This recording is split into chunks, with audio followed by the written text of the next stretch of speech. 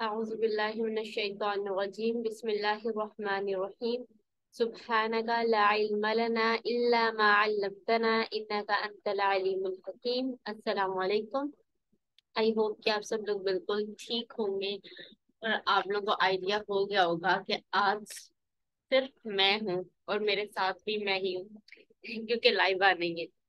तो आज वैसे तो मैंने आज दुआ से रिलेटेड बात करनी थी। मैंने कहा था ना थोड़ा सा हम इन सेशंस में थोड़ा सा दुआ को लेके जो है वो दुआएं डिजाइन करने वाला प्रोसेस दोबारा करेंगे। तो जो लोग न्यू हैं उनको शायद ना पता हो कि ये दुआएं डिजाइन करना हम किस बारे में बात कर रहे हैं। तो थोड़ा सा मैं इस बारे में बता दूंगी। अल्हम्दुलिल्लाह आयशा, मैं भी बिल्कुल ठीक हूँ। तो थोड़ा सा मैं बता दूंगी और थोड़ा सा जो समझ ना आए फिर मैं लिंक शेयर कर दूंगी। वहां जाके पूरी हमारी सीरीज है दुआ डिजाइन करने की, आप लोग वहां से हेल्प ले सकते हैं। तो उस पे जाने से पहले हम तकबीरात पढ़ रहे थे। तो उसमें दो इम्पोर्टेंट वर्ड्स हैं जिनके बारे में मैं थोड़ा बात करना चाहती हूँ। पहली अल्लाह अकबर, दूसरी अल्हम्दुलिल्लाह। ये दोनों मैंने इसलिए बता दी है कि मुझे भूल गए तो आप मुझे रिमाइंड करवा दें कि मैंने किस बारे में बात करनी है। सबसे पहले बात करते हैं अल्हम्दुलिल्लाह की, यानी कि अल्लाह ताला की हम्द और अल्लाह ताला का शुक्र हम अदा करते हैं अल्हम्दुलिल्लाह में। कुरान का आगाज होता है अल्हम्दुलिल्लाह से, अल्हम्दुलिल्लाहि रब्बिल आलमीन। तो अल्हम्दुलिल्लाह है क्या, क्यों ये इतना इम्पोर्टेंट है? सबसे पहले तो अब जब भी आप कभी अल्हम्दुलिल्लाह कहें तो एक बात याद रखिएगा कि अल्लाह को मेरी तारीफ की, मेरी हम्द और शुक्र की जरूरत नहीं है। हमें कैसे पता चलता है कि अल्लाह ताला को इसकी जरूरत नहीं है? अक्सर हम लोग क्वेश्चन करते हैं या फिर हम देखते हैं कि दूसरे लोग हमसे क्वेश्चन करते हैं कि अगर अल्लाह को मेरी इबादत की जरूरत नहीं है तो अल्लाह क्यों कहता है कि मैं इबादत करूं, मैं नमाज पढ़ूं, या फिर अगर मैं इबादत ना करूं तो अल्लाह ताला मुझे पनिशमेंट क्यों देंगे, मुझे सजा क्यों देंगे, उनको तो जरूरत नहीं है मेरी इबादत की। तो जी हाँ, अल्लाह को हमारी इबादत की जरूरत नहीं है और ये हमें पता चलता है अल्हम्दुलिल्लाह से। अल्हम्दुलिल्लाह, अगर मैं ज्यादा टेक्निकल नहीं जाऊंगी लेकिन अरबी जुबान के लिहाज से देखें तो हम सबको पता होगा इसम क्या होता है, ठीक है? तो हमद जो है इसमें अलहम्द, ये इसम है। पर इसम जो होता है उसे करने वाला नहीं चाहिए होता, डूअर नहीं चाहिए होता। अगर आप लोग देखें ना, आप लोग कोई काम करते हैं तो काम करने वाला कोई होता है, लेकिन यहाँ पे हमद जो है वो फेल नहीं है, काम नहीं है, बल्कि वो इसम है। इसम को करने वाला कोई नहीं चाहिए होता। मिसाल के तौर पर एक किताब पढ़ी है तो वो किताब ही है। वो उस किताब को किताब होने के लिए कोई करने वाला नहीं चाहिए, कोई किताब करेगा तो वो किताब होगी। लेकिन मिसाल के तौर पे खाना खाना, कोई खाना खाएगा तो खाना खाया जाएगा। लेकिन कोई चीज जो होती है, कोई इसम जो होता है उसको डूअर नहीं चाहिए होता, करने वाला नहीं चाहिए होता। तो इट मीन्स के जब हम कहते हैं अल्हम्दुलिल्लाह, तारीफ और शुक्र अल्लाह के लिए है, तो मुझे मेरी जरूरत नहीं है उस तारीफ को करने के लिए, ठीक है? फिर उसके बाद हम बात करें अगर के इसम जो है उसमें जमाने की कैद नहीं होती। आप लोगों ने अपने स्कूल लाइफ में, कॉलेज लाइफ में टेंसेस पढ़े होंगे। कहते हैं हाल होता है, मुस्तकबिल होता है, माजी होता है, ये जमाने होते हैं। हम कोई काम करते हैं जब, या वो हाल में होता है या माजी में होता है या मुस्तकबिल में होता है।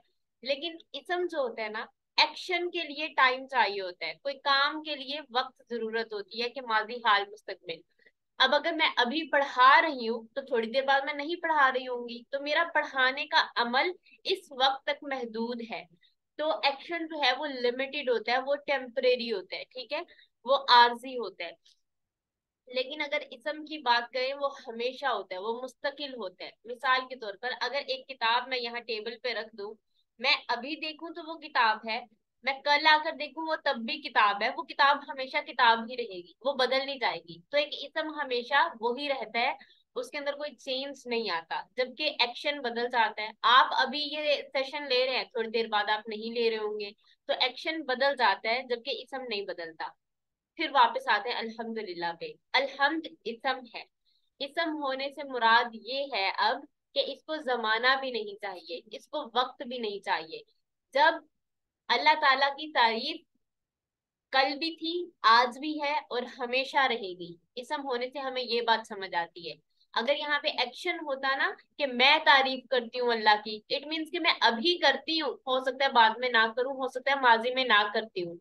इसी तरह अगर कहा जाता कि लेट से कि हम तारीफ करते हैं अल्लाह की, इसका मतलब हम ही करते हैं और कोई नहीं करता, क्योंकि फाइल आ गया ना, फेल आया, एक्शन आया, तो डूअर भी आ गया साथ ही, काम करने वाला भी आ गया साथ ही। लेकिन इसम होने से हमें दो बातें पता चलती हैं, समराइज करती हूँ। पहली बात ये पता चलती है कि अल्लाह की तारीफ के लिए डूअर की जरूरत नहीं है। जब पूरी कायनात में कुछ भी नहीं था, सिर्फ अल्लाह ताला की जात थी, तब भी तारीफ अल्लाह ही की थी। और जब पूरी कायनात में कुछ भी नहीं रहेगा, सिर्फ अल्लाह ताला की जात होगी, तो तब भी तारीफ अल्लाह ही की होगी। अल्लाह को अपनी तारीफ और शुक्र के लिए मेरी, आपकी या किसी भी मखलूक की जरूरत नहीं है। और फिर दूसरी बात, अल्लाह की तारीफ जमाने से आजाद है। कल भी अल्लाह की तारीफ थी, आज भी अल्लाह की तारीफ है, और आने वाले कल भी अल्लाह की तारीफ होगी। जब कुछ भी नहीं था तब भी अल्लाह की तारीफ थी, जब कुछ नहीं होगा तब भी अल्लाह की तारीफ थी। तो अल्लाह को मेरी तारीफ की जरूरत नहीं है, लेकिन मुझे उस तारीफ की जरूरत है।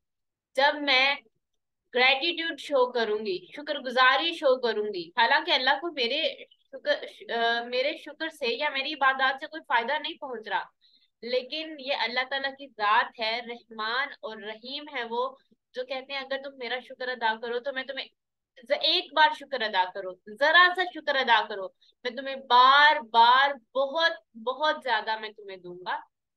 हमने उस दिन भी शायद के बारे में बात की थी, बहुत ज्यादा देने वाली, कि 3 बार जोर दिया गया है कि मैं तुम्हें जरूर, यकीनन यकीनन मैं तुम्हें दूंगा। ये लैंग्वेज है वहां पे, ये टोन है उस आयत की। तो हम अब अल्हम्दुलिल्लाह कहते हुए ये बात याद रखनी है आपने। दूसरी बात अल्लाह अकबर की, और ये बहुत इंटरेस्टिंग है, अल्लाह अकबर के बारे में हमारा बिल्कुल एक जाविया बदल देगी जिंदगी को देखने का। हम लोग कहते हैं अल्लाह अकबर, अल्लाह अकबर की हम ट्रांसलेशन करते हैं अल्लाह सबसे बड़ा है, लेकिन इसकी ट्रांसलेशन ये नहीं है कि अल्लाह सबसे बड़ा है। इसकी ट्रांसलेशन है, ये दो चीजों के मवाजने के लिए इस्तेमाल होता है। जो अकबरू है ना, अकबरू, इसके पैटर्न पे जो लफ्ज आते हैं ना, अकबरू, अफबलू, अहसनु, अजमलू, ये दो चीजों के मवाजने के लिए इस्तेमाल होते हैं, जिसको इंग्लिश में हम कंपेरेटिव्स कहते हैं। मिसाल के तौर पे अगर मैंने अपने आप को अपनी बहन के साथ कंपेयर करना है कि मैं उससे बड़ी हूँ, लेट से, तो मैं अकबरू इस्तेमाल करूंगी। दो लोगों के लिए ये इस्तेमाल होता है। जबकि हम अल्लाह अकबर की ट्रांसलेशन करते हैं अल्लाह सबसे बड़ा है, सबसे बड़ा अकबरू नहीं होता, सबसे बड़ा अल अकबरू होता है, ठीक है, उसके साथ अल आ जाता है, तो वो फिर सुपरलेटिव बन जाता है। जिस तरह मैं कहूँ बड़ा, फुलां से बड़ा, सबसे बड़ा, तो अकबरू सबसे बड़ा नहीं है, ये फुलां से बड़ा है, इसके अंदर दो चीजों का मुवाजना है। अब ये बात बताने के बाद मैं अपने टॉपिक पे आती हूँ। अल्लाह अकबर, अल्लाह फुलां से बड़ा है, अल्लाह सबसे बड़ा है नहीं है इसकी ट्रांसलेशन। हम लोग क्या करते हैं, मोर इस्लामिक बनने के लिए हम कहते हैं अल्लाह सबसे बड़ा है, ज्यादा यहाँ पे सूट कर रहा है, यही होना चाहिए कि अल्लाह सबसे बड़ा है। लेकिन ये बात कि ये अल्लाह सबसे बड़ा नहीं है, ये चीज इसको ज्यादा इंटरेस्टिंग बनाती है। जब आप अपना काम कर रहे होते हैं, जब आप पढ़ रहे होते हैं, जब आप अपनी जॉब पे होते हैं, जब आप अपने बिजनेस पे होते हैं, जब आप घर का काम कर रहे होते हैं, जब आप कुकिंग कर रहे होते हैं, और आपको अजान की आवाज आती है, अल्लाह अकबर, अल्लाह अकबर, अल्लाह तुम्हारी पढ़ाई से बड़ा है, अल्लाह तुम्हारे काम से बड़ा है, अल्लाह तुम्हारी जॉब से बड़ा है, अल्लाह तुम्हारी कुकिंग से बड़ा है, अल्लाह तुम्हारी सफाई से बड़ा है, अल्लाह तुम्हारे काम से बड़ा है। तो अल्लाह अकबर हमें बताता है कि जो भी तुम काम कर रहे हो ना, अल्लाह उससे बड़ा है, उस काम को छोड़ो और जाके नमाज पढ़ो, उस काम को छोड़ो और जाके अपने रब के हुजूर खड़े हो जाओ। तो अल्लाह अकबर एक जबरदस्त, मुझे ये इस लिहाज से इसलिए खूबसूरत लगता है, मैं कहती हूँ अपने बच्चों को ये बात सिखा दें, अल्लाह अकबर सिखा दें उनको, कि अल्लाह तुम्हारी हर चीज से, हर ख्वाहिश से बड़ा है। इसी तरह हम लोग आजकल खुश रहने की बात कर रहे हैं, जिंदगी के गमों की, खौफ की बात कर रहे हैं, तकालीफ की बात कर रहे हैं, मसाइल की बात कर रहे हैं, तो अल्लाह अकबर हमें बताता है अल्लाह तुम्हारे मसले से बड़ा है, अल्लाह तुम्हारे गम से बड़ा है, अल्लाह तुम्हारे खौफ से बड़ा है, जो भी मसला परेशानी तुम्हारी जिंदगी में अल्लाह उससे बड़ा है। यानी कि अल्लाह के लिए उसको हल करना, उसको खत्म करना मुश्किल नहीं है, अल्लाह उससे बड़ा है। तो ये बातें जब हम अपनी जिंदगी में याद रखेंगे तो हमारी जिंदगी जो है वो खुद ब खुद आसान होती जाएगी। ठीक, अब आगे चलते हैं। दुआ की हम बात कर रहे थे। दुआ से पहले आप लोगों ने ग्रुप में कहा कि हम बात करें, हमें कैसे पता चलेगा कि हमारी इबादत कबूल हो गई है। अगर हम खुलूस के साथ अल्लाह की इबादत करते हैं तो ये यकीन रखें कि हमारी दुआ कबूल हो गई है, सॉरी, हमारी इबादत कबूल हो गई है, अगर उसमें रियाकारी नहीं है, ठीक है। और ये जो हमें हर वक्त एक वसवसा रहता है ना कि पता नहीं मेरी इबादत कबूल हुई होगी या नहीं होगी, ये सिर्फ शैतान की तरफ से वसवसे हैं, ठीक है। तो अगर आपने खालिस दिल से अल्लाह ताला की इबादत की है तो ये यकीन रखें कि वो कबूल हो गई है। उसको इतना अपने दिमाग पे हावी मत करें। अल्लाह ताला किसी का एक अमल भी जाया नहीं करते, हमेशा ये बात याद रखें। अब आते हैं दुआ की तरफ। बहुत डिटेल से नहीं करेंगे हम दुआ सीरीज इस बार, लेकिन थोड़ा थोड़ा करेंगे। और सबसे अहम बात हमेशा हमारे लिए एटीट्यूड ही रहता है कि अपना रवैया ठीक कर लें कि अल्लाह ताला से मांगना कैसे है। हम कैसे मांगते हैं? हम लोग एक ऐसे मुआशरे में रहते हैं जो कंज्यूमरिज्म है, यानी लोग जो है वो प्रोडक्ट्स बना रहे हैं, सर्विस बना रहे हैं और हम उसको कंज्यूम कर रहे हैं, और हमारा एटीट्यूड ऐसा हो गया है कंज्यूमर जैसा। मिसाल के तौर पर जब आप किसी रेस्टोरेंट में जाते हैं, वहां जाके आप कुछ ऑर्डर प्लेस करते हैं, आप कहते हैं ओके भाई मैं जो है वो लेट्स से फ्राइड राइस मैं लूंगी। वो फ्राइड राइस आपको ला के देते हैं। तो पहले तो एक आप पूछते हैं कितनी देर में आएगी, ओके 15 मिनट्स लगेंगे, ठीक है। अब आप अपनी वॉच देखते रहते हैं कब 15 मिनट पूरे हो, और मैं कहूँ अभी तक खाना नहीं आया, पहली बात। और दूसरी बात, जब खाना आ गया आप कहेंगे मैंने ये तो ऑर्डर नहीं किया था, मैंने कहा था इसको ऐसे होना चाहिए, इसको ऐसे होना चाहिए। ये हमारा कंज्यूमर एटीट्यूड है। हम दुआ में भी यही एटीट्यूड लेकर आते हैं। हम दुआ मांगते नहीं है, ऑर्डर प्लेस करते हैं। मुझे फलां चीज चाहिए, अल्लाह ताला से कहेंगे मुझे फलां चीज चाहिए। अब उसको उसको डिले हो गया है, डिले क्यों हो रहा है? क्यों मेरी दुआ क्यों नहीं कबूल हो रही? मैं इतने अरसे से मांग रही हूँ, कबूल क्यों नहीं हो रही? और फिर दूसरी बात कि अगर लेट से कि जिस चीज के बारे में आप दुआ मांग रहे हैं, ऐसे तो मैंने नहीं कहा था, मैं तो यूं चाहती थी, मैं तो यूं कर, एक पूरा एक डिटेल से हम ऑर्डर प्लेस करते हैं ना, उस तरह हम अल्लाह ताला को ऑर्डर प्लेस कर देते हैं। और फिर हमारा एटीट्यूड भी उस कंज्यूमर जैसा होता है जिसका ऑर्डर थोड़ा लेट हो गया है, या फिर उसकी तवक्को के मुताबिक जो है उससे थोड़ा हट गया है, बिल्कुल नहीं हटा लेकिन थोड़ा हट गया है। तो फिर हम वैसे ही शिकायतें करना शुरू कर देते हैं। तो ये एटीट्यूड दुआ का एटीट्यूड नहीं होता, ये एटीट्यूड प्रॉफिट्स का एटीट्यूड नहीं था। तो हमने अपना एटीट्यूड ठीक करना है। तो वो एटीट्यूड कौन सा एटीट्यूड है? हम्बल होकर, आजिज होकर दुआ करने वाला एटीट्यूड। और फिर सबसे पहले दुआ के बारे में आप जान लें कि इसमें शुक्रगुजारी बहुत ज्यादा इम्पोर्टेंट है, ठीक है। हमने बनना है हमद और शुक्र वाला, ठीक है, हमने हमद और शुक्र वाला बनना है। छोटी छोटी चीज जो है ना उसके लिए भी अल्लाह ताला का शुक्र अदा किया करेंगे, मिसाल किया करें। मिसाल के तौर पर आजकल बहुत ज्यादा गर्मी है, तो आपके घर में अगर एसी है तो अल्लाह ताला का शुक्र अदा करें कि हम जो है वो गर्मी में झुलस नहीं रहे। इसी तरह एसी नहीं है, कूलर है, तो उसके लिए अल्लाह ताला का शुक्र अदा करें। कूलर नहीं है, फैन है, उसके लिए अल्लाह का शुक्र अदा करें। कितने लोग हैं जिनके पास फैन भी नहीं होगा?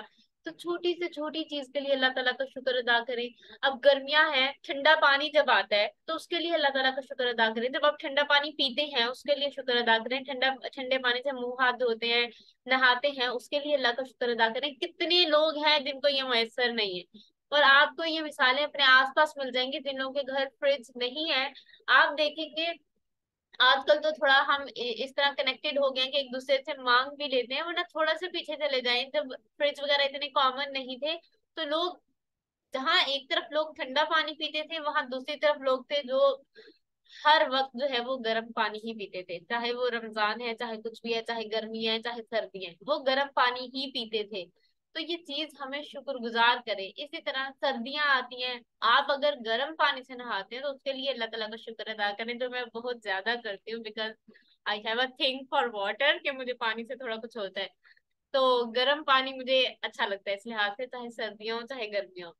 तो अगर सर्दियों में आपके पास गर्म पानी है तो आप उसके लिए अल्लाह ताला का शुक्र अदा करें। इसी तरह सर्दियों में अगर आप जो है वो गर्माइश है आपके कमरे में, आपके पास ब्लैंकेट है, तो उसके लिए अल्लाह ताला का शुक्र अदा करें। छोटी छोटी चीजों के लिए अल्लाह ताला का शुक्र अदा करना शुरू कर दें। अल्लाह ताला ने खुद ही क्या किया, ला इन शकरतुम ला अज़ीदन्नकुम, अगर तुम एक बार जरा सा मेरा शुक्र अदा करो तो मैं तुम्हें यकीनन लाजमी लाजमी ज्यादा दूंगा, और बहुत ज्यादा दूंगा। इसके अंदर ये मीनिंग आता है, क्योंकि एक तरफ फेल मादी है ला इन शकरतुम यानी पास्ट टेंस, दूसरी तरफ लअज़ीदन्नकुम मुदारे है, यानी कि प्रेजेंट टेंस, बार बार इसमें इस्तेमरार आता है, यानी बार बार कि तुम एक बार शुक्र अदा करोगे ना, जरा सा शुक्र अदा करोगे, मैं तुम्हें 3 बार जोर देके अल्लाह ताला ने कहा ज्यादा दूंगा, बार बार दूंगा। फिर उसके बाद हमारे पास इसी से अगला पार्ट हमने पहले भी जिक्र किया था, वला इन कफर तुम, और अगर तुमने कुफ्र किया, यानी एक बार भी तुमने ना शुक्री की, इन्ना अजाबी लशदीद, तो मेरा अजाब बहुत सख्त है। तो अब देख लें, तो पहले भी हमने बात की थी कि जो ना शुक्रा है उसका तो जिक्र भी अल्लाह ताला ने नहीं किया, डायरेक्ट कुफ्र का जिक्र किया, तो ना शुक्रा बंदा इस काबिल भी नहीं है कि अल्लाह ताला उसको मेंशन करे। तो हमने ना शुक्रा नहीं बनना, पीपल ऑफ शुक्र बनना है, पीपल ऑफ हमद बनना है। अब आगे चलते हैं। इसके बाद कुछ ऐसी चीजें जो हमें जो है वो दुआ मांगने से रोकती हैं, या फिर ऐसी चीजें जो हमें हमारी दुआ में डाउट पैदा करती हैं। मिसाल के तौर पर, मैं डिजर्व नहीं करती, हम कहते हैं मैं डिजर्व नहीं करती, इस वजह से मुझे चीज मिल नहीं रही। क्या हम कहते हैं मेरी किस्मत में नहीं होगी, मेरी किस्मत में ही नहीं है। ये जो बात है ना, मेरी किस्मत में नहीं है, किसने कहा आपकी किस्मत में नहीं है? आपको कैसे पता चला कि ये चीज आपकी किस्मत में नहीं है? क्या आपने अपनी किस्मत पढ़ी है? आपने अपनी तकदीर पढ़ी है? हमें तो गैब का इल्म नहीं है। इसी तरह आप कहते हैं हो सकता है मेरे लिए बेहतर ना हो, या हम एक दूसरे को यूं कह देते हैं, अगर कोई बंदा किसी चीज के लिए तड़प रहा हो ना, हम उसको कहते हैं हो सकता है तुम्हारे लिए बेहतर ना हो। तुम्हें कैसे पता कि नहीं बेहतर? क्वेश्चन ये है, क्योंकि हमें गैब का इल्म नहीं है, हमें नहीं पता मेरे लिए क्या बेहतर है और क्या नहीं बेहतर। तो अक्सर हम कहते हैं दुआ मत मांगो, तुम इतने अरसे से दुआ मांग रही हो सकता है तुम्हारे लिए बेहतरी ना हो। ये एटीट्यूड नहीं होता, ठीक है? जब आप दुआ मांगते हैं, आप ये नहीं कहते मेरे लिए बेहतर है या नहीं है। ना दुआ में ऐसे कहते हैं कि अल्लाह अगर मेरे लिए बेहतर है तो मुझे दे दे। नहीं, जब आप दुआ मांगते हैं पूरे यकीन के साथ मांगते हैं, जिस तरह आप मगफिरत मांगते हैं, आप कहते हैं अल्लाह ताला मुझे माफ कर दे। आप ये नहीं कहते अल्लाह अगर मेरे हक में बेहतर है तो मुझे माफ कर दे, अगर मेरे हक में बेहतर नहीं है तो मुझे माफ ना कर। हम यूं दुआ नहीं करते, ठीक है? तो जिस तरह हम मगफिरत तलब करते हैं ना पूरे यकीन के साथ, इसी तरह हम अपनी बाकी दुआएं मांगते हैं पूरे यकीन के साथ। फिर उसके बाद अब तकदीर की बात कर लेते हैं, किस्मत की बात कर लेते हैं, तकदीर की बात करते हैं, डेस्टिनी। वो चीज जो आपके कंट्रोल में है उसके लिए हमने दुआ मांगनी होती है। जो चीज हमारे कंट्रोल में नहीं है, फिर उसके लिए जो है हम वो अल्लाह ताला पे रिलायंस करते हैं कि अल्लाह ताला इस चीज में मुझे किसी तरफ गाइड करे। इसकी मिसाल एक सिंपल हम वही ले लेते हैं कि आप किस घर में पैदा हुए, आपके पेरेंट्स कौन है, आपके सिबलिंग्स कौन है, अब ये आपके कंट्रोल में नहीं है, ठीक है? लेकिन और बहुत कुछ आपके कंट्रोल में हो सकता है। आप अपनी जिंदगी को कैसे लीड करते हो, आप अपनी जिंदगी में क्या स्टडी करते हो, आप अपनी जिंदगी में क्या जॉब करते हो, ये चीजें कंट्रोल में हो सकती हैं आपके डिसीजन से। तो हम इन चीजों को बदलने के लिए अल्लाह ताला से दुआ करते हैं। फिर उसके बाद जो भी आपके माइंड में वो दुआ को लेके जो पहले बिलीफ्स कुछ बने हुए हैं ना, उनको खत्म कर दें कि मैं डिजर्व नहीं करती, मेरे लिए बेहतर नहीं है, मेरी किस्मत में नहीं है। वो सबको ना अपना माइंड उन चीजों से खाली कर दें, बिल्कुल एक एम्प्टी ब्रेन लेकर आए। फिर इसके बाद हम आगे चलते हैं कि दुआ जो है एक्चुअली वो बंदे का अपने रब से ताल्लुक है। जब हम सूरह फातिहा पढ़ते हैं, सूरह फातिहा एक तरह से हमारी ओरिएंटेशन है कि हम अब आगे कुरान में जाकर क्या पढ़ने वाले हैं। तो सूरह फातिहा में हम कहते हैं इय्याका नअबुदु व इय्याका नस्तईन, हम सिर्फ तेरी ही इबादत करते हैं और सिर्फ तुझ ही से मदद मांगते हैं। अब यहाँ पर सिर्फ का लफ्ज आया जो कि बहुत इंपॉर्टेंट है। कुरान का हम कहते हैं ना कुरान मोजजा है, कुरान का एक लफ्ज भी आगे पीछे नहीं हो सकता। उस चीज को हम यहाँ से समझ सकते हैं किस तरह आगे पीछे नहीं हो सकता। यहाँ पर ये हो सकता था नाबुदु का, इय्याका नाबुदु के बजाय नाबुदु का।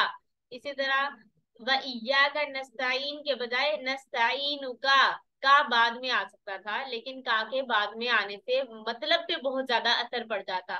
अगर हम कहते हैं नाबुदु का, हम तेरी इबादत करते हैं, सिर्फ का मानी यहाँ से खत्म हो जाता। इसका मतलब हम सिर्फ अल्लाह की अगर मैं कहती नाबुदु का, तो इसका मतलब होता कि हम सिर्फ अल्लाह की इबादत नहीं करते, और भी बहुत सी चीजें हैं जिनकी हम इबादत करते हैं।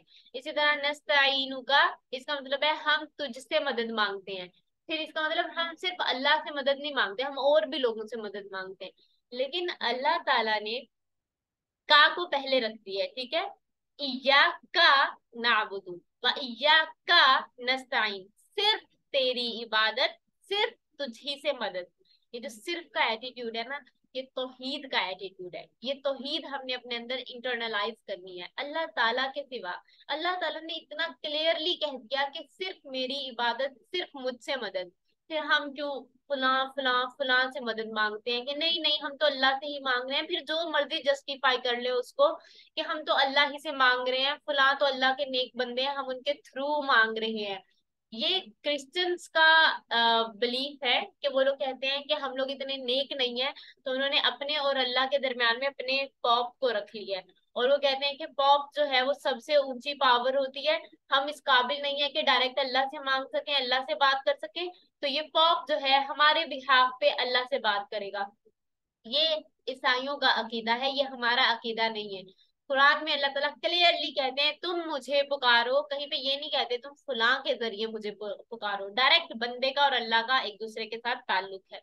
तो इस चीज को भी अपने अंदर इंटरनलाइज कर लें कि अल्लाह ने कहा तुम मुझे पुकारो, मैं तुम्हारी पुकार का जवाब दूंगा। तुम यानी तुम, कोई भी ये कैद नहीं रखी कि वो कोई नेक बंदा हो, वो कोई गुनहगार बंदा हो, वो कोई मुसलमान हो, वो कोई नॉन नॉन मुस्लिम हो। बल्कि रसूलुल्लाह सल्लल्लाहु अलैहि वसल्लम से कहा जब मेरे बंदे आपसे मेरे बारे में पूछे, उस बंदे में हर कोई आ जाता है, चाहे वो गुनहगार हो, चाहे नेक हो, चाहे वो बहुत इबादत गुजार हो, चाहे वो बिल्कुल कुछ इबादत ना करता हो, प्राइस भी पूरा ना करता हो, चाहे वो मुसलमान हो, चाहे वो काफिर हो। कोई भी अल्लाह का बंदा जब अल्लाह को पुकारेगा तो अल्लाह उसकी पुकार का जवाब देंगे। ये अल्लाह ताला ने खुद कुरान में कह दिया है। तो इससे बड़ी फिर कोई बात नहीं हो सकती, ठीक है। तो हमने तौहीद को इंटरनलाइज करना है, सिर्फ अल्लाह से मांगना है, सिर्फ अल्लाह की इबादत करनी है। अब आगे चलते हैं। इसके बाद अब हम देखते हैं कि अंबिया ने किस तरह दुआ मांगी थी, उनका दुआ का तरीका कैसा था। रसूलुल्लाह सल्लल्लाहु अलैहि वसल्लम ने फरमाया कि अगर तुम्हें नमक और जूते का तस्मा भी मांगना हो तो अल्लाह से मांगो। यानी छोटी से छोटी चीज, हमें लगता है दुआ शायद किसी ऐसी चीज के लिए मांगनी चाहिए जो मेरी जिंदगी को में कोई इनकलाब ले आए, ऐसा नहीं है। दुआ छोटी से छोटी चीज के लिए भी मांगे। मिसाल के तौर पर मैंने एक एग्जाम्पल आप लोगों को दुआ सीरीज में दी थी रमजान में कि पानी पे ही वापस बात आ गई है कि पानी जो है गीजर ऑन नहीं हो रहा था, ऑन तो हो रहा था लेकिन पानी गर्म नहीं हो रहा था। और आई वाज लाइक नहीं नहीं मुझे ठंडे पानी से नहीं नहाना। और फिर जब मैंने कहा अच्छा चलो, मैंने कहा अल्लाह ताला प्लीज जब मैं जाके ओपन करूँ ना वो गर्म पानी ही हो। अब ये कितनी छोटी सी बात है कि वो मैं बाहर चेक कर रही हूँ लेकिन पानी ठंडा नहीं हो रहा, लेकिन फिर भी मैं दुआ करके जा रही हूँ कि अल्लाह ताला प्लीज पानी गर्म हो, और वो पानी जो है वो फिर गर्म ही आता है। तो ये छोटी सी बात है। इसी तरह आप लोग डिफरेंट स्टोरीज शेयर करते हैं अपनी कि हमने किस तरह छोटी छोटी दुआएं मांगी और वो कबूल हुई। कि ऐसा भी हुआ कि किसी ने मुझसे कहा कि मैंने दुआ की थी कि मेरा पेपर ना हो, मंडे को शायद उनका पेपर था, उन्होंने कहा मेरा पेपर ना हो, और जब यूनिवर्सिटी गए तो पता चला आज पेपर कैंसिल हो गया। इसी तरह आई थिंक आयशा ने ही शेयर की थी कि उनके रूम का फैन नहीं ऑन हो रहा था काफी दिन से, और फिर उन्होंने दुआ की और फिर उस दिन जब उन्होंने हॉस्टल आके ऑन किया तो वो ऑन हो गया। तो छोटी छोटी चीजें जो आपको चाहिए होती है अपनी जिंदगी में, आपकी कोई प्रेजेंटेशन है, आपका कोई सेमिनार है, या कोई टेस्ट है, कोई पेपर है, उसके लिए भी दुआ करके जाए। प्रेजेंटेशन से पहले दुआ करके जाए कि अल्लाह ताला प्लीज मैं बहुत अच्छी प्रेजेंटेशन दूं। हर टीचर से आपने किसी सिलसिले में बात करनी है, लेट्स से टीचर से आप असाइनमेंट नहीं कर सके, आपने टीचर से बात करनी है कि मैं असाइनमेंट नहीं कर सकी, तो दुआ करके जाए अल्लाह ताला प्लीज टीचर का रिस्पांस पॉजिटिव हो। तो ये छोटी छोटी चीजें, ये भी इनके लिए भी आप दुआ मांगा करें। फिर उसके बाद जो है अगर हम दुआ की एग्जाम्पल देखें अंबिया से, मूसा अलैहिस्सलाम की एग्जाम्पल देखें, ये मेरे सामने ही इसका ये प्रोफाइल है, आई थिंक ये आयशा का प्रोफाइल है। रब्बी इन्नी लिमा अंजलता इलैया मिन खैरिन फकीर, ये मूसा अलैहिस्सलाम की दुआ है। और ये दुआ वो तब करते हैं जब उनके पास कुछ भी नहीं होता। मतलब वो अपना, एक तो वो मिस्र छोड़ आए हैं क्योंकि वहां पे उनके हाथ से किसी का कत्ल हो गया है और उन्हें खौफ है कि वो लोग मुझे मार देंगे।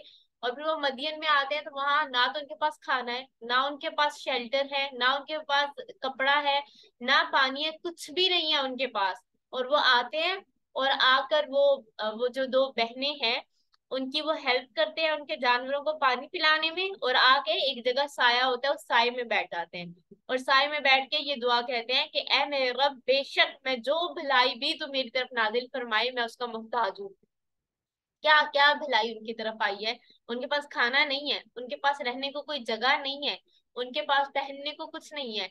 क्या चीज, सिर्फ वो पानी और वो जो थोड़ा सा साया उन्हें मिला है उसकी बुनियाद पे वो कह रहे हैं कि जो भी आपने मुझे दिया है ना, मुझे तो उसकी अशद जरूरत थी, मैं तो फकीर था, मुझे इतनी जरूरत थी इन चीजों की। ये शुक्र वाला एटीट्यूड है। सर उन्हें पानी मिला और वो थोड़ा सा शेल्टर मिला, और उन्होंने अल्लाह ताला से कहा, अल्लाह ताला ये जो भी आपने मेरे लिए भेजा है, मैं तो फकीर था इसके लिए, मुझे तो इसकी शदीद जरूरत थी।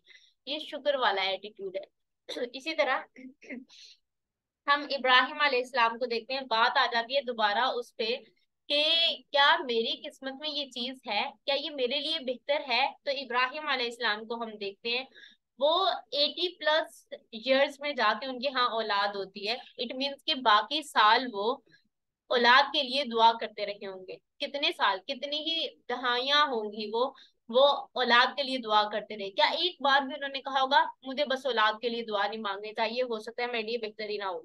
एक बार भी उन्होंने ये नहीं कहा होगा। वो औलाद के लिए दुआ मांगते रहे, मांगते रहे, मांगते रहे। इसी तरह जकरिया अलैहिस्सलाम को अगर हम देखें तो उनके यहाँ औलाद नहीं थी, और जो कुरान में जो वाकया कैप्चर हुआ है वो ये है कि वो अल्लाह ताला से कह रहे हैं, अल्लाह ताला मैं बूढ़ा हो गया हूँ, मेरे बाल ग्रे हो गए हैं, मेरी हड्डियों में ताकत नहीं है, और मेरी बीवी बांझ है, लेकिन आप मुझे जो है वो औलाद दे दे। अब सोचें, इतने सालों से वो दुआ कर रहे हैं, तो कभी उन्होंने ये नहीं सोचा होगा कि मुझे इस दुआ पे गिव अप कर देना चाहिए क्योंकि हो सकता है ये मेरे लिए बेहतरी ना हो। नहीं, बल्कि वो दुआ मांगते रहे, मांगते रहे, मांगते रहे, कभी भी उन्होंने गिव अप नहीं किया। दूसरी बात, हमें होता है कि अच्छा चलो ये मैं दुआ मांग तो नहीं हुई, लेकिन ये पूरी कैसे होगी, कैसे कैसे का क्वेश्चन हमारे माइंड में आता है कि पूरी कैसे होगी। ये तो हो ही नहीं सकती पूरी, सारे दरवाजे बंद है, ये चीज तो हो ही नहीं सकती। तो जकरिया अलैहिस्सलाम हमारे लिए इसमें एक एग्जाम्पल है। जकरिया अलैहिस्सलाम क्या कह रहे हैं अल्लाह ताला से, वो अल्लाह ताला से कह रहे हैं कि हर रास्ता बंद है। यानी वो अल्लाह ताला को पहले गिनवाते हैं कि ये वजह है जिसकी वजह से मेरी दुआ का पूरा होना तो नामुमकिन ही है। क्या वजह है? कि मैं बूढ़ा हो गया हूँ, मेरे बाल जो है वो ग्रे हो गए हैं, मेरी हड्डियों में ताकत नहीं है, और मेरी बीवी बांझ है, इनफर्टाइल है। यानी हर रास्ता बंद है, मेरे यहाँ औलाद हो ही नहीं सकती। पहले वो अल्लाह ताला को बताते हैं कि नामुमकिन है औलाद होना, और फिर साथ ही कहते हैं कि मुझे औलाद दे दे। ऐसा होता है कि हम पहले किसी को बताएं कि ये काम बिल्कुल नामुमकिन है, फिर कहें अच्छा कर दो। जब वो नामुमकिन है तो वो हो नहीं सकता। लेकिन जकरिया अलैहिस्सलाम का अल्लाह ताला की जात पे बिलीफ है कि वो काम मेरे असबाब की बुनियाद पे नहीं होगा, वो काम अल्लाह ताला ने करना है। इसीलिए पहले वो सारे नामुमकिनात गिनवाते हैं, और फिर उसके बाद वो अल्लाह ताला से कहते हैं कि मुझे औलाद दे दें, और फिर अल्लाह ताला उनको औलाद दे देते हैं। तो ये हमारा एटीट्यूड होना चाहिए। आपने सिर्फ दुआ मांगनी है, वो कैसे होगा, वो कब होगा, वो कहाँ होगा, इसको छोड़ दें। सिर्फ आप दुआ मांगे और फिर अल्लाह ताला पे छोड़ दें। अल्लाह ताला का काम है कि वो काम कैसे होगा। फिर उसके बाद हम बात करते हैं कि जो भी आपने अल्लाह ताला से मांगना है, डू नॉट होल्ड बैक कि नहीं ये तो बहुत ज्यादा मैंने मांग लिया, थोड़ा मांग लेती हूँ। फॉर एग्जाम्पल, आप एक जॉब ढूंढ रहे हैं। जॉब आप कहते हैं कि मुझे, लेट से आप कहते हैं ऐसी जॉब हो जिसे मैं 1 महीने में इतने लाख, लेट से आप कह लें 10 लाख, कि मैं 1 महीने में 10 लाख में अर्न करूं। आप कहें नहीं नहीं, ये तो मैंने औकात से ज्यादा ही मांग लिया, 10 लाख कैसे, कोई ऐसी जॉब मिलेगी जो 10 लाख की हो। आपकी जब कोई दुआ है तो होल्ड बैक मत करें कि अच्छा नहीं 10 लाख नहीं, बस 1 लाख ही ठीक है। तो अगर अल्लाह ताला का खजाने तो ना महदूद है ना, आप अगर 10 लाख तक भी मांगते हैं ना, आपकी दुआ है तो आप वही मांगे। पीछे मत आ जाए, दुआ को नीचे मत ले आए, ऊपर चाहे ले जाए लेकिन नीचे मत लेकर आए, ठीक है। तो दुआ आपकी ऐसी होनी चाहिए, क्योंकि अल्लाह ताला के पास हर वो चीज है जो आप मांग रहे हैं। अल्लाह ताला के पास हर चीज है। तो ये मत सोचें कि ये मुझे नहीं मिल सकता, ये कैसे मिलेगा, ये नामुमकिन है, ये है, ये वो है। अल्लाह ताला के पास सब कुछ है, आप अल्लाह ताला से मांगे। फिर उसके बाद हर चीज जो आपको दुआ से रोकती है ना, वो शैतान की तरफ से है, क्योंकि दुआ अल्लाह का और बंदे का आपस में ताल्लुक है, और शैतान नहीं चाहता कि ये ताल्लुक जो है वो स्ट्रांग हो। तो हर ऐसा ख्याल वो शैतान की तरफ से होता है कि दुआ कबूल होगी नहीं होगी, मुझे मांगना चाहिए नहीं मांगना चाहिए वगैरह। तो आप जरूर दुआ मांगे, और हर चीज जो आपको चाहिए वो अल्लाह ताला ही से मांगे। फिर उसके बाद यहाँ यूनुस अलैहिस्सलाम की मिसाल ले लेते हैं। आप लोगों में से अक्सर की जिंदगी में बहुत से मसाइल, बहुत सी परेशानियां होंगी। दुआ एक ऐसी चीज है जो यूनुस अलैहिस्सलाम को कई अंधेरों से निकाल कर बाहर ले आई। और यूनुस अलैहिस्सलाम ने क्या दुआ की थी? क्या उन्होंने ये दुआ की थी अल्लाह ताला मुझे यहाँ से निकाल दे? नहीं, उन्होंने ये दुआ नहीं की थी। ला इलाहा इल्ला अंता सुब्हानका इन्नी कुन्तु मिनज़ ज़ालिमीन। इसमें कहीं पे ये नहीं है कि मुझे आप यहाँ से निकाल दें, बल्कि इसमें पहले अल्लाह ताला की तौहीद का बयान है। ला इलाहा इल्ला अंता, कोई इलाह नहीं है, कोई माबूद नहीं है सिवाय आपके, और आपकी जात पाक है, यानी हर तरह की इम्परफेक्शन से पाक है, परफेक्ट है आपकी जात। और ला इलाहा इल्ला अंता सुब्हानका इन्नी कुन्तु मिनज़ ज़ालिमीन, कि यकीनन मैं ही जालिमों में से था। यानी कि उन्होंने अपना अपना एक्नॉलेज किया है कि मैंने ही गलती की थी।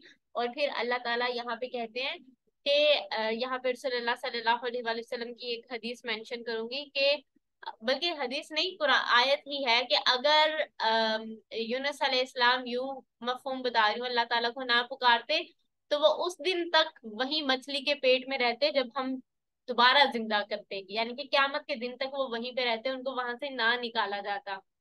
तो दुआ है ना, दुआ टूल है, एक हथियार है। और अल्लाह ताला ने उनको वहां से निकाला, और इसी से आगे जहाँ पे यूनुस अलैहिस्सलाम के निकालने का जिक्र है, वहीं पे आगे अल्लाह ताला ने कहा, और हम मोमिनों को इसी तरह निजात देते हैं। कौन है मोमिन? हम है ना मोमिन। तो अल्लाह ताला ने यूनुस अलैहिस्सलाम को उन अंधेरों से निकाला। अब सोचें, अब एक बार सोचें कि आप 3 अंधेरों में बैठे हो, यानी वहां कितना डिप्रेशन, कितनी परेशानी, कितनी अजियत, और फिर ये एहसास कि अल्लाह ताला शायद मुझसे नाराज हो, ये सारी चीजें जब मिल जाती हैं तो इंसान कितना डिप्रेस होता है। लेकिन अल्लाह ताला ने यूनुस अलैहिस्सलाम को वहां से भी निकाला, और यूनुस अलैहिस्सलाम को वहां पे भी यकीन था कि अल्लाह ताला उनको निकाल लेंगे। और मुझे इस स्टोरी में एक बात बहुत इंटरेस्टिंग लगती है, वो फरिश्तों का एक एक बात है उनकी। वो कहते हैं कि एक जानी पहचानी आवाज एक अनजान जगह से आ रही है, यानी कि वो जो यूनुस अलैहिस्सलाम समुंदर में से पुकार रहे हैं, मछली के पेट में से पुकार रहे हैं, कहते हैं वो आवाज जानी पहचानी है।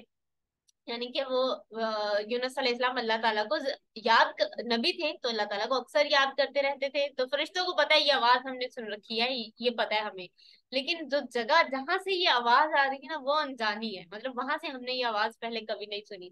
तो इट मीन्स कि यूनुस अलैहिस्सलाम आम हालात में भी, सिर्फ परेशानी में नहीं, आम हालात में भी वो अल्लाह ताला को याद करते रहते थे, अल्लाह ताला को पुकारते रहते थे। तो हमने भी चाहे खुशी हो चाहे गम, अल्लाह ताला को इसी तरह पुकारना है। तो अब आखिरी बात यहाँ पे करूंगी और फिर हम इसको क्लोज करेंगे, बाकी कुछ डिस्कस करना होगा तो कल करेंगे। यानी कि दुआओं का डिजाइन करने वाला थोड़ा सा, बिल्कुल इतना डिटेल से नहीं होगा जैसे हमने रमजान में किया था, लेकिन थोड़ा सा। तो बस मैं इस बात से इसको क्लोज करूंगी कि अब आप जब अपनी दुआएं चूज करेंगे, 5 से 6 दुआएं वो आप लोग कर सकते हैं जो अगले 6 माह से 1 साल तक के अंदर अंदर पूरी होती हो। तो इस बात को याद रखें कि अगर एक रसूलुल्लाह सल्लल्लाहु अलैहि वसल्लम की हदीस है कि अगर एक मैदान में तमाम जिनो इंस, जितने भी जिन्नात आज तक हैं या जितने भी इंसान आज तक हैं, वो सब जमा हो जाएं और वो सब अल्लाह ताला को पुकारें और अपनी मनपसंद चीज वो अल्लाह ताला से लें, तो अल्लाह ताला के खजानों में इतनी भी कमी नहीं होगी। जितनी एक सुई को समुंदर में डाल के निकाल लिया जाता है तो वो जो है वो पानी उसके साथ आता है, तो इतनी भी कमी अल्लाह ताला के खजानों में नहीं होगी। तो आपके दिल में जितनी ख्वाहिशात हैं, आप जो भी अल्लाह ताला से मांगना चाहते हैं, आप खुले दिल से उसको मांगे, ठीक है। अल्लाह ताला के पास हर वो चीज है जो आप मांग रहे हैं, चाहे वो आपकी शादी से रिलेटेड हो, चाहे वो औलाद से रिलेटेड हो, चाहे वो कामयाबी से रिलेटेड हो, जॉब से रिलेटेड हो, दीन से रिलेटेड हो, दुनिया से रिलेटेड हो, आखिरत से रिलेटेड हो, फैमिली से रिलेटेड हो, कुछ भी जो आप अल्लाह ताला से मांग रहे हैं अल्लाह ताला के पास वो है। और सिर्फ अल्लाह ताला ही है जो आपको दे सकते हैं, अल्लाह ताला के सिवा कोई भी नहीं दे सकता, क्योंकि तमाम खजाने अल्लाह ताला के पास हैं। आखिरी बात के साथ खत्म करूंगी कि एक कुरान की आयत का मफहूम है कि अगर ये खजाने हम इंसानों को देते तो वो इसको संभाल संभाल के रखते, और मैं इससे 1000% मुत्तफिक हूँ कि अगर अल्लाह ताला के खजानों खजाने इंसानों को दे दिए जाते ना कि लो तुम बांटो, तो वो कभी ना बांटते, वो संभाल संभाल के अपने पास रखते। जैसे हमारे पास 1000 रुपया आ जाए तो संभाल संभाल के रखते हैं, खर्च नहीं करते। तो ये अल्लाह ताला का हम पे एहसान है कि अल्लाह ताला के खजाने अल्लाह ताला के पास हैं और उन खजानों में कभी कमी नहीं आती। और हर वो चीज जो मुझे चाहिए, जो आपको चाहिए, जो तमाम इंसानियत को चाहिए, जो तमाम जिन्नात को चाहिए, वो सब अल्लाह ताला के पास है। और अल्लाह ताला उन्हें देने से, उन्हें बांटने से थकते नहीं है। और अल्लाह ताला उनको जो है अपने आप को रोकते नहीं है कि नहीं इसको मैं नहीं देता, बल्कि जो मांगते हैं अल्लाह ताला को, जो अल्लाह ताला को पुकारते हैं, अल्लाह ताला उसकी पुकार का जवाब देते हैं और उसको देते हैं। तो आपको अपनी जिंदगी में जो भी चाहिए अल्लाह ताला से मांगे, अल्लाह ताला जरूर आपको अता करेंगे। इसी के साथ इस सेशन को एंड करते हैं, कल यहीं से कंटिन्यू करेंगे। अल्लाह ताला हमारी दुआओं को कबूल करें, अल्लाह ताला हमारी इबादत को कबूल करें, और अल्लाह ताला हमें एहसास रखने वाला दिल दे, जो जिसके जरिए हम एक दूसरे का एहसास करें, एक दूसरे का ख्याल करें, और अल्लाह ताला की मखलूकात पे रहम करें, क्योंकि जो जमीन वालों पे रहम करता है, आसमान वाला उन पे रहम करता है। सुब्हानकल्लाहुम्मा व बिहम्दिका नशहदु अल्ला इलाहा इल्ला अंता नस्तगफिरुका व नतूबु इलैक। अस्सलामु अलैकुम व रहमतुल्लाह।